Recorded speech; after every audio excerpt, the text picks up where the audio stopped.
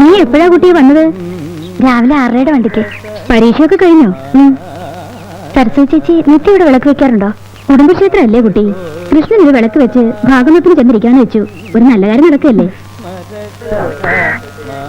ചുറ്റും സംഗീതമാണല്ലോ നാരായണൻ നായരെ. ഇന്നൊരു നല്ല ദിവസമാണെന്നാണ് തോന്നുന്നത്. അത് ഇവിടുത്തെ ഒരു നിത്യ അശരീരിയാ.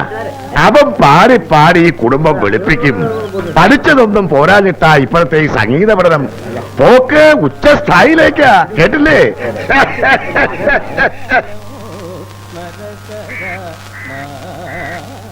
പൂമുഖത്ത് ആരൊക്കെ വന്നു മോളെ? സരസ്വതി ചേച്ചി ഞാൻ കണ്ടു. ഭാസ്കരേക്കും ചെറിയമ്മായും ഒക്കെ എത്തിയിട്ടുണ്ട്. ഭാര്യരും വന്നു. പലരും എനിക്ക് മനസ്സിലാവണില്ല. അമ്മ ചായ. ചായ. ഒരടുക്കളയിൽ നിന്ന് ചായ വന്ന ഉടനെ വരും രണ്ടാമത്തെ അടുക്കളയിൽ നിന്ന് ചായ. തറവാടിന് കുറ്റിയടിക്കുമ്പം അടുക്കള ഒന്നേ ഉണ്ടായിരുന്നുള്ളൂ. തമ്മിലടിച്ച് എല്ലാരും കൂടെ അത് രണ്ടാക്കി. അടുക്കള രണ്ടാണെങ്കിലും ഇതിനകത്തെ പെണ്ണുങ്ങളുടെ മനസ്സൊന്നും രണ്ടായിട്ടില്ലമ്മേ. ഒക്കെ ഒരു യോഗ. ഏത് ചായ കുടിച്ചാലെന്താ? അമ്മയുടെ ദാഹം തീരുവല്ലോ അല്ലേ അമ്മേ? ദാഹം മാറും, പക്ഷെ മനസ്സിന്റെ വേദന മാറുമോ? ഞാൻ ഈ ചായ എന്താ ചെയ്യണ്ടേ? ഒരാള് കുറെ നേരം തൊണ്ടകീരി പാടുന്നു.